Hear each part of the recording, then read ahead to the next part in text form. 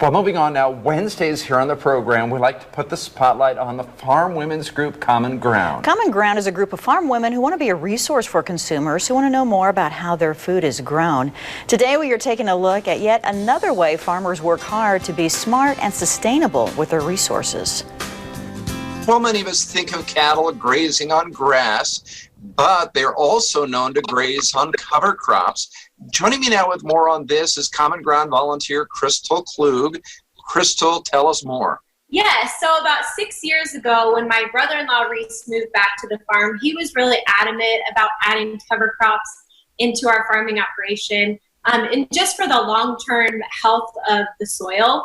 And because we also own livestock, we have been able to utilize the two together quite well. For example, we have land that surrounds our feedlot, and so we had some cattle that came in early this spring, and we've been able to rotate them throughout some of the cover crops that we planted. So they first started grazing on a rye field that was planted after we harvested the corn crop last fall. And then we were able to move them to another field that was planted this spring, about the first week in March.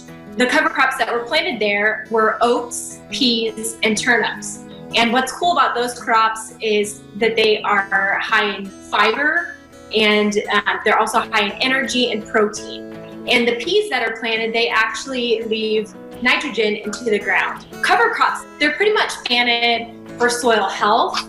We've been fortunate enough to have that as another crop for our cattle as well. Really interesting, and the thing about it that strikes me is that you're using this field for cover crops. That is for soil health. The cattle benefit by being able to graze on the cover crops, but then you move those cattle off that field into more grass.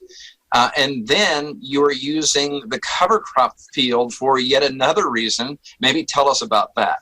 After that they're moved off and they have grazed this last patch of cover crops that they were moved to, we will then, as soon as the sun comes out and the land dries up a little bit, we will plant that ground to corn. That does seem like that's the message, that you're being very sustainable by using that field for cover crops. The cattle are able to graze on those cover crops, and then you're able, once the cattle leave that field, you're able to plant corn there. So you're using that field for a number of reasons, and again, being very sustainable. So very interesting. Thank you, Crystal. And you're going to be back a little bit later with a recipe to share.